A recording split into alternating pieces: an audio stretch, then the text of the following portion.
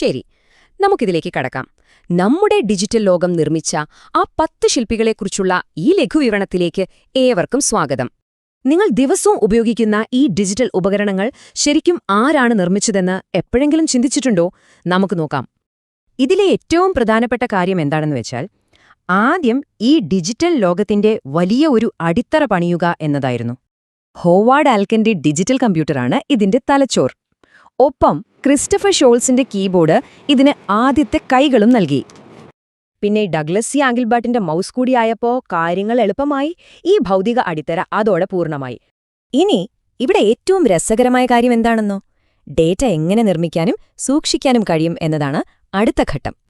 Allen ഷുഗാർട്ടിന്റെ floppy ഡിസ്കും James T റസ്ലിന്റെ ഡിജിറ്റൽ സിഡിയും ശരിക്കും ഒരു വലിയ മാറ്റമായിരുന്നു. ഡേറ്റ സുരക്ഷിതമായി. ഗാരി സ്റ്റാർക്ക്വെതറിന്റെ ഫിസിക്കൽ ലേസർ പ്രിന്റിംഗും പോൾ ബ്രേനാർഡിന്റെ ഡിജിറ്റൽ പേജ് മേക്കറും തമ്മിലുള്ള ആ മനോഹരമായ മാറ്റമൊന്ന് ഓർത്തുനോക്കൂ. ഇനി നമുക്ക് അടുത്തതിലേക്ക് പോകാം.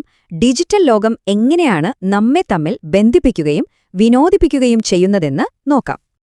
ഫിലിപ്പ് കാന്റെ ക്യാമറ ഫോണും ജാർക്കോ ഒയ്ക്കാറിനന്റെ IRCയും വന്നതോടെ ഈ ഡിജിറ്റൽ ലോകം നമ്മുടെ സ്വന്തം സാമൂഹിക ഇടമായി മാറി.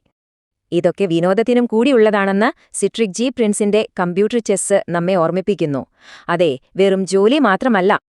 അപ്പോൾ ചുരുക്കത്തിൽ ഈ അത്ഭുത മനുഷ്യരാണ് നമ്മുടെ ഇന്നത്തെ ആധുനിക ഡിജിറ്റൽ ജീവിതത്തിന് ഏറ്റവും ശക്തമായ അടിസ്ഥാനം നൽകിയത്. അടിത്തറ വളരെ ശക്തമായി പണിതു കഴിഞ്ഞു. ഇനി വരുന്ന ഭാവിയിലെ ശില്പികൾ എന്തായിരിക്കും നിർമ്മിക്കുക? നിങ്ങൾക്കെന്ത് തോന്നുന്നു?